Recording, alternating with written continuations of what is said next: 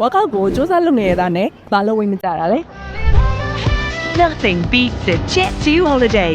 And right now, you can save £50 per person. That's £200 off for a family of 4. နံပါတ်1ချက် calorie deficit မလုပ်တာ workout လုပ်နေရဆိုပြီးတော့စားချင်တာစားလို့မရပါဘူးဒီနေ့တာလိုအပ်တဲ့ calorie ပမာဏကိုသိချတွက်ချက်ပြီးမှစားတော့မှာဖြစ်ပါတယ်ဒီနေ့တာကိုစားတဲ့ပမာဏထက်ပိုများတဲ့ calories ကိုဘန်းနိုင်အောင်ကြိုးစားရပါမယ်နံပါတ်2ချက် cardio exercise များလုံးတာ cardio exercise များလုံးပြီးတော့ strength training ကိုမလုပ်တာမျိုးမဖြစ်သင့်ပါဘူး strength training ကမှ workout အပြီး calories လောင်ကျွမ်းမှုကို48နာရီထိကြာအောင်လောင်ကျွမ်းပေးတာဖြစ်ပါတယ်နံပါတ်3ချက် protein လုံလောက်အောင်မစားတာ